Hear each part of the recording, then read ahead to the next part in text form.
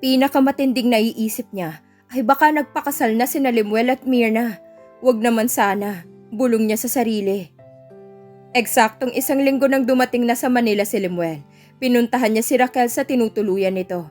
Pero hindi niya naabutan. Si Mimi ang nadatnan niya at sinabi nito na kasama niya si Joel. Hinintay niya ang pagdating ni Raquel. Mag-iikasampu na ng gabi.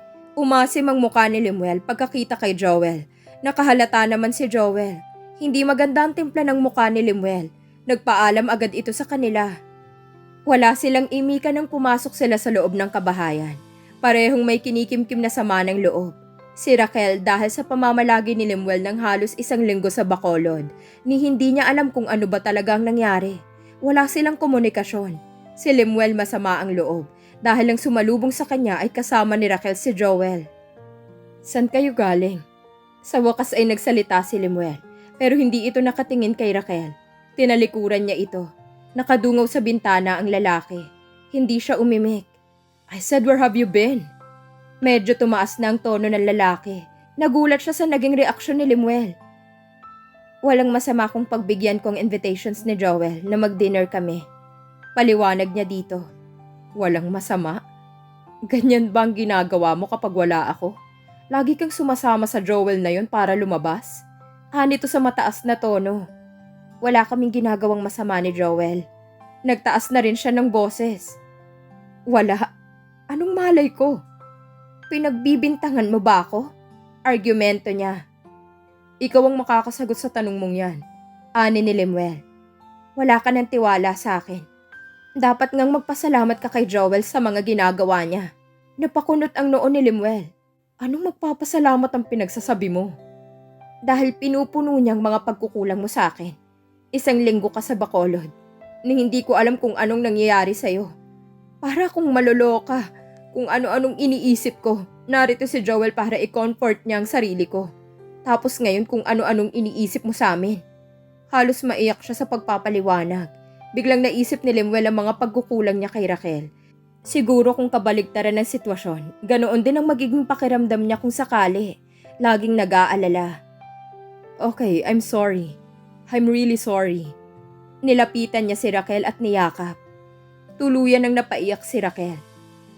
"Kung may dapat na magduda, ako yun. Hindi ko alam kung anong nangyari sa'yo sa Bacolod. Anong malay ko na habang nandun ka, lagi mong kasama si Myrna." Si Lemuel naman na natigilan. Hindi agad nakapagsalita. "Selos lang yan. Tulad ng pagseselos mo kay Joel. Wala kaming ginawang masama ni Myrna. Tulad ng sinabi ko sa'yo noon, pinagbigyan ko lang ang invitations niya for dinner. Bukod doon wala na." "Anong malay ko?" Natawa si Lemuel. "Nagdududa ka? Tulad ng pagdududa mo sa amin ni Joel." "Nagsorry na ako sa'yo. Hindi na ako nagdududa. Nagtatanong lang ako. Huwag na nating pag-usapan pa to. Narito na ako. Mas mabuting pag-usapan natin yung balak nating pagpapakasal." Noon sumilay sa mga labi niya ang ngiti. Lumuwag ang bibig niya. Hindi maalis ang pagkakangiti niya. Marami silang pinag-usapan ni Lemuel. Bago ito tuluyang umalis ay may ibinigay sa kanya si Lemuel. "Ano to?" Takang tanong niya nang makitang susi ang iniabot sa kanya ng lalaki. "Susi ng townhouse ko sa Pasig. Anytime na gusto mong pumunta doon, you can go on. Besides, magpapakasal na naman tayo. Talagang doon na kita ititira. At ang suggestion ko ngayon, kung papayag ka, doon ka na tumira." "What?" "Kung gusto mo lang naman." Hindi siya nakapagdesisyon agad. Nakaalis na si Lemuel pero hindi niya alam kung papayag siya sa gustong mangyari ni Lemuel. Pero isang araw, nagulat na lang si Mimi nang makita nitong nag-iimpake na siya ng mga gamit niya. "San ka pupunta? Bakit nakaimpake ng mga damit mo, ha?" "Sa townhouse na ni Lemuel ako titira." Casual na tugon niya sa kaibigan. "Bakit?" "Gusto ni Lemuel na doon na ako." "Iiwan mo na ako dito?" Natawa siya. "Don't worry, papasyal-pasyal naman ako dito. Madalas kung gusto mo. At tungkol naman doon sa share ko, magbibigay pa rin ako sa'yo. Hindi ko naman nahayaan na solohin mo yon." Biro niya sa kaibigan. Pero hindi nagustuhan ni Mimi ang naging desisyon ni Raquel. "Magsasama na kayo?" "Doon din naman talaga ang punta namin. Napagkasundoon na namin kung kailan kami papakasal. Gusto niyang masanay ako sa lilipatan kong bahay. Kaya heto, natigilan si Mimi. Nagkasundo na kayo kung kailan kayo papakasal? Sa susunod na buwan. Ang bilis no? Madali na ang isang buwan, kaya maghanda ka na. Sa pagsasalita ni Raquel ay parang lagi itong nakalutang sa langit. Laging masaya. Nagkasundo na kayo kung kailan kayo pakakasal. Pero ang mga magulang nyo, alam na ba nilang gagawin yung pagpapakasal? Ang mother mo, hindi mo man lang ba kukonsultahin? Ang mami ni Lemuel, hindi man lang ba kayo hihingi ng blessing dito para sa balak nyo? Natigilan si Raquel. Nawala sa isip ang blessings ng magulang. Anyway, nasa marrying ages na sila at kahit walang consent ng mga magulang, pwede silang magpakasal pero mas klaro at mas maganda kung may blessings ng mga magulang. Sinabi niya kay Lemuel ang napag-usapan nila ni Mimi. Kakatapos lang nila sa kama, nakahiga sila at nakayakap siya kay Lemuel. Kailan mo gustong pumunta tayo sa Laguna? Tanong ni Lemuel. Taga Laguna si Raquel. Naroon ang ina niyang si Aling Magda at ang kapatid niyang si Alex. Kahit sa Sabado. Sige, maikling tugon ni Lemuel. Hinaplos ni Raquel ang dibdib ni Lemuel na maraming buhok. Ang mami mo. Nakausap ko na siya, pinipilit pa rin niya ang gusto niya. Seryosong sabi ni Lemuel. Naipakasal ka kay Myrna? Tanong niya. Tumango ang lalaki. Hindi ako pumayag. Anong sabi ng mami mo? Hindi rin daw siya papayag sa gusto ko. Naipagkasundo na raw niya ako kay Myrna. Nakakahiya daw sa mga magulang nito. Alam na kasi ng mga magulang ni Myrna na akong nakatakdang mapangasawa ng anak nila.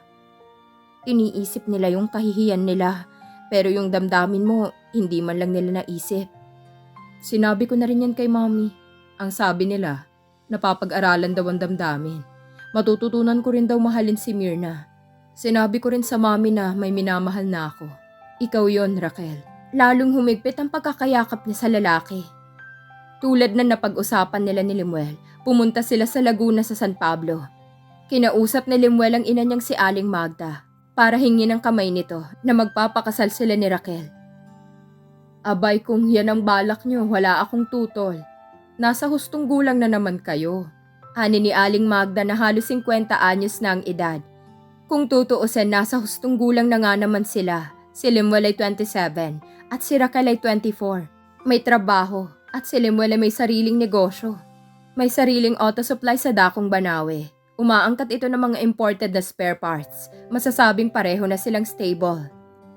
Ang sa akin lang naman, Lemuel. Lemuel nga ba? Ani ni Aling Magda. Lemuel nga po. Magalang na tugon ng lalaki. Magandang pangalan. Ang sa akin lang naman, Lemuel.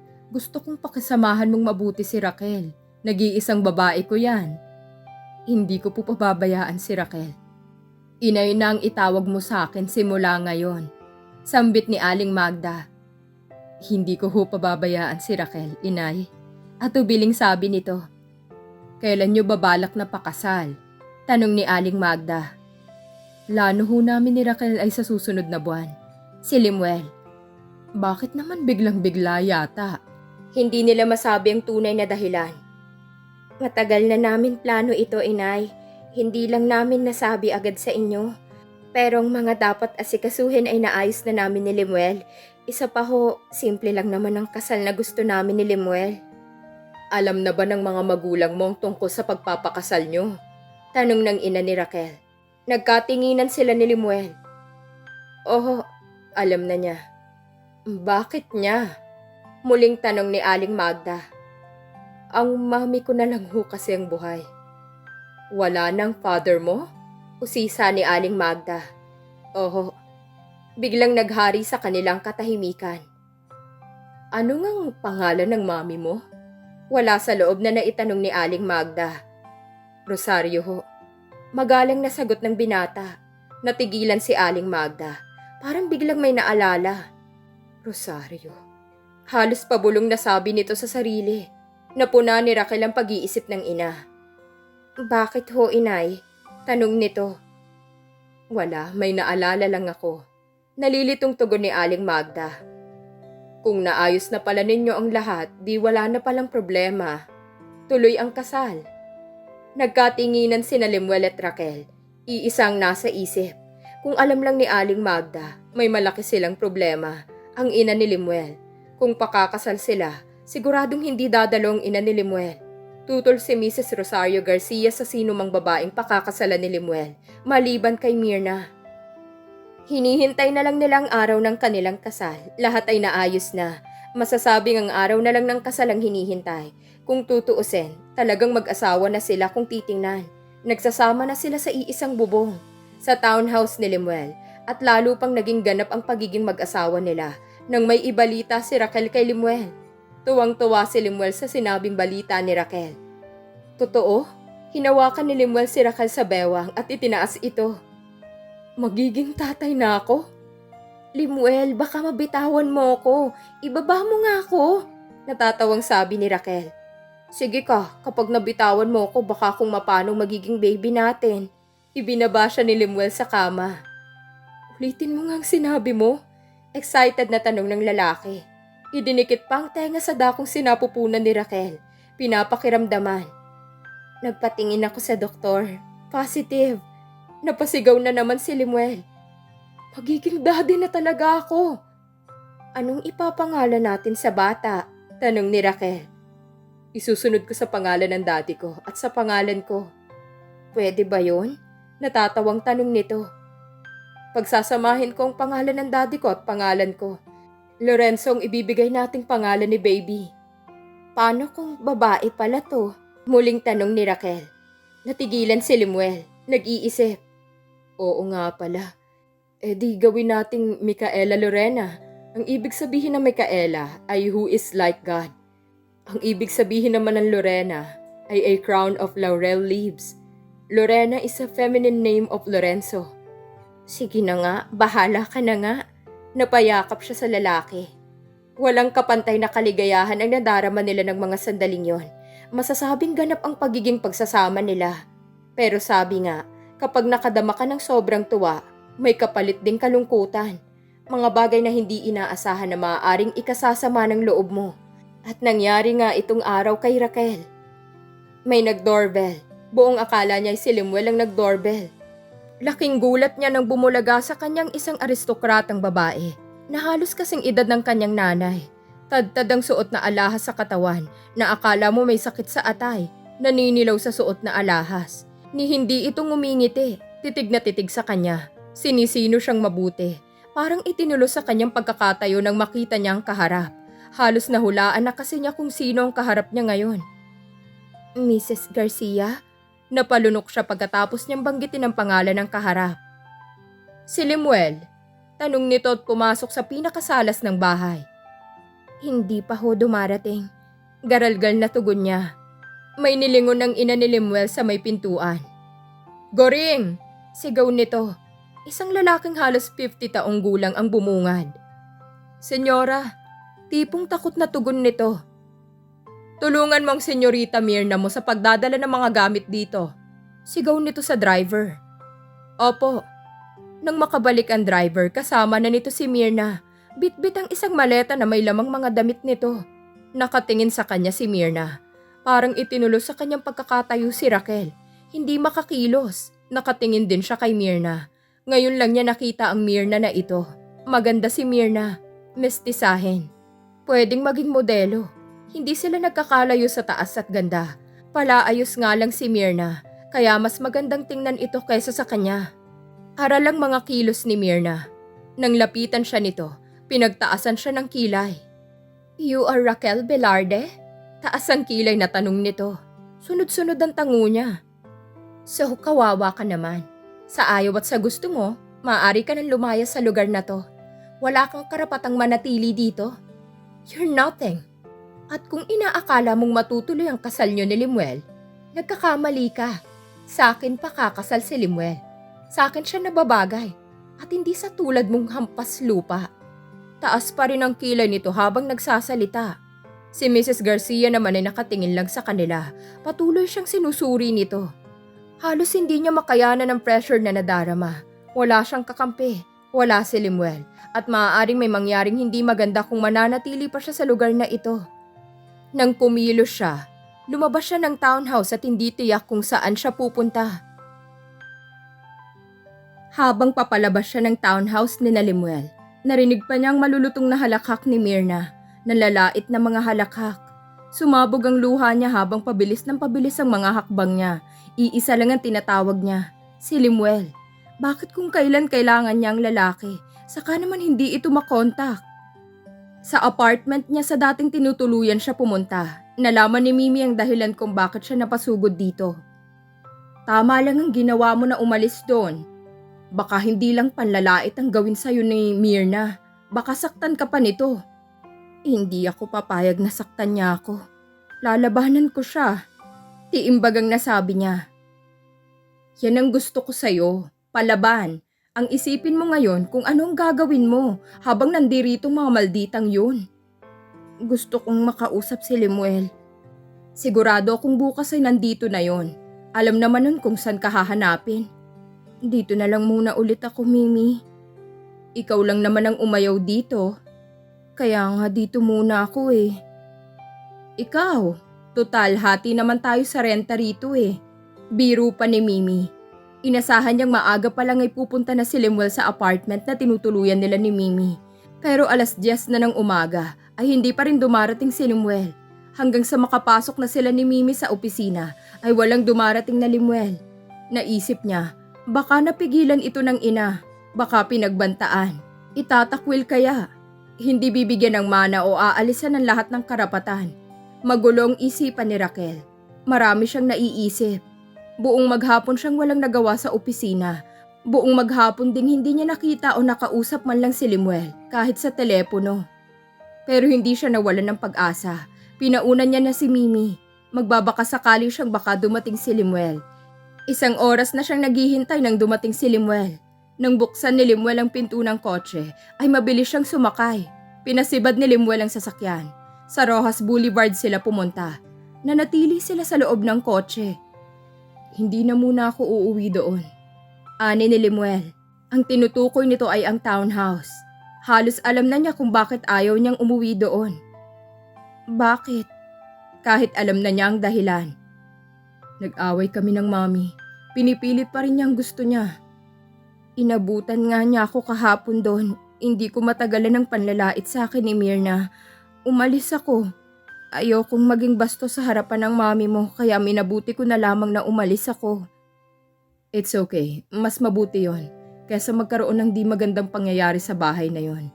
Ani ni Limuel. Katahimikan. San ka tutuloy ngayon? Naitanong niya. Hindi umimik ang lalaki. Ewan ko. Hindi ko pa alam. Bahala na. Baka sa opisina. Sa Banawe. Kahit san. Basta makaiwas lang ako sa kanila. Ani ni Limuel. May bakanteng kwarto sa apartment na tinutuluyan namin ni Mimi. 2 kwarto doon. Kung gusto mo, doon ako tutuloy. Hindi ba nakakahiya? Sambot nito. Hindi ako nahiya nang kumbinsihin mo kung tumira sa townhouse mo. Ani ni Raquel. Sige kung okay lang sa inyo ni Mimi. Nakatawang ayon ni Limuel. Katahimikan. Raquel. Si Limuel. Tugon niya. Wag na kaya natin hintayin ang araw ng kasal. Anito. Anong ibig mong sabihin? Kahit bukas na bukas din, pakasal na tayo. Kahit sa civil na lang muna. Wala nang magagawa ang mami at si Myrna kapag nalaman nilang kasal na tayo. Kahit sa civil. Paliwanag ni Limuel. Hindi agad siya nakapagdesisyon. Natigilan. Magpapakasal pa rin tayo sa pare kung gusto mo. Hindi masasayang yung wedding preparations natin. Hindi yun ang inaalala ko. Ano? Baka lalong magalit ang mami mo. Wala na siyang magagawa. Tulad ng napagkasunduan nila, sa apartment tumuloy si Limuel. Kinabukasan habang naghahanda si Raquel ng almusal, tinutulungan siya ni Limuel. Sanay na rin ang binata na magluto. Sinangag at itlog, may kasamang ham at bacon. Tsokolate ang inuming inihanda ni Raquel para sa kanilang tatlo. Natakam si Mimi. Una itong dumulog sa hapag. Sana wag ka nang umalis dito, Limuel. Biro ni Mimi. Bakit naman? Natatawang tanong ni Limuel. Para laging ganitong almusal na lulutuin ni Raquel. Kung gusto mo, sige, hindi na ako aalis dito. Natawang sabi ni Limuel. Nakitawa na rin si Raquel. Masaya silang nag-aalmusal nang tumunog ang cellphone ni Limuel. Hello? Untag ng lalaki. Limuel, sabi ng kabilang linya. Mommy? Napatingin si Limuel sa dalawa. Napatawag kayo. Si Limuel. Mag-usap tayo, Limuel. Mag-usap tayo ng maayos. Mommy. Okay, I'm sorry. Kaya nga mag-uusap tayo ng maayos. Kung gusto mong magpakasal kay Raquel, do it. Hindi na ako tututol. Ipaliliwanag ko na lamang kay Myrna ang lahat. Basta mag-uusap tayo.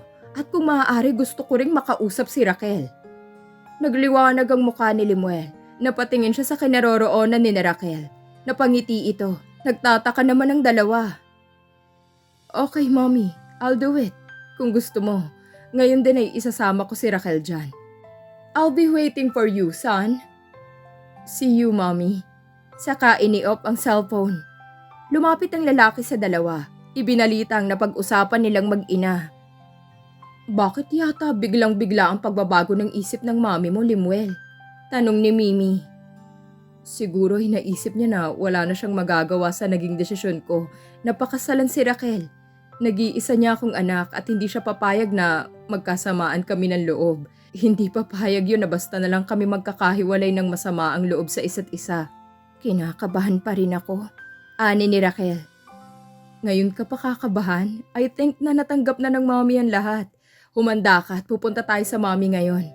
Tumango na lang siya. Hindi pumasok sa opisina si Raquel. Nagbili na lang kay Mimi. Inabutan nilang ina ni Limuel. Pati si Myrna ay naroon din. Hindi maipintang mukha nito nang makita silang dalawa. Agad na pumasok sa kwarto ang kababata ni Limuel. Pinalapit sila ng mami ni Limuel. Hindi pa rin mawala ang pag-aalala ni Raquel. Tulad ng nabanggit ko, iho, pumapayag na akong pakasal kayo ni Raquel. Tumingin ang ginang kay Raquel. Formal na formal ito. Raquel nga ba? Tanong nito. Tumango siya. Oho, Raquel Velarde. Natigilan ng mami ni Limuel nang marinig ang buong pangalan ni Raquel, lalo ng apelyido nito. Velarde? It sounds familiar to me. Maang nasabi nito. Anong probinsya ka galing? Tanong nito. Laguna, ma'am. Magalang na tugon niya. Laguna. Paulit-ulit na sinasambit at patangu-tango. Nag-iisip. Bakit, mommy? Tanong ni Limuel. Never mind. Pilit na inaalis ang isipan sa iniisip. Well, kailan nga nyo balak na pakasal? Tanong nito. Nakaplano ng lahat, mami. Kung hindi kayo tumawag at nakipag-usap kayo ng maayos sa amin, sana'y magpapakasal kami ngayon ni Raquel, kahit sa civil. Natigilan ang ginang. Parang hindi nagustuhan ang sinabi ng anak. No. Hindi ako papayag na sa civil kayo pakakasal. Magiging magarbong kasal nyo. Uniko iho kita at ayokong makarinig ng kung ano-ano kung sa civil kayo magpapakasal. Nakaplano na nga ang lahat, mami. Tapos na ang mga invitations. Tapos na rin ang gown na isusuot ni Raquel. Pati na rin ang isusuot ko. So, dagdagan pa natin. Lalo nating ayusin ang lahat. Kung sa pagmamadali niyong makasal hindi naman magiging magandang outcome ng kasal. Pupulaan ng ibang tao, hindi ako papayag. Make it long preparation. Mungkahi ng ginang. Pero, mami, no more buts, no more excuses. Ang gusto ko ang masusunod. Mag-usap na tayo ng maayos. Pinagbigyan ko na kayo na makasal. Pagbigyan naman niyo ako sa kagustuhan ko. Gagawin nating mas mahabang preparasyon. Gagawin nating mas bongga. En grande.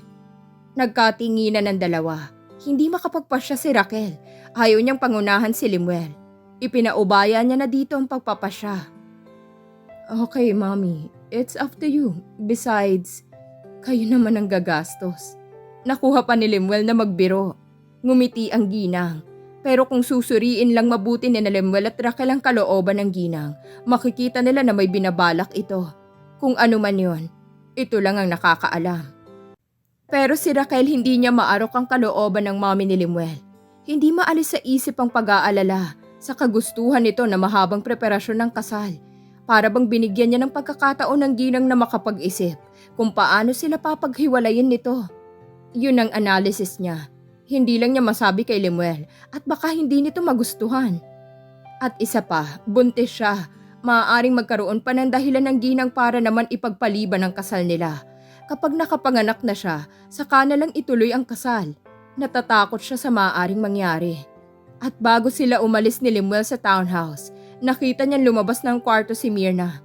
Nakatingin sa kanya at nakatawa na parang nakakaloko. Umalis sila na ang napagkasunduan nila ay 3 buwan simula ngayon. Gaganapin ang isang engrandeng kasal. Mahabang preparasyon. Hindi tulad ng nauna nilang plano na halos 3 linggo na lang sana ang hihintayin nila ay ikakasal na sila. Pero nabago nga ang lahat.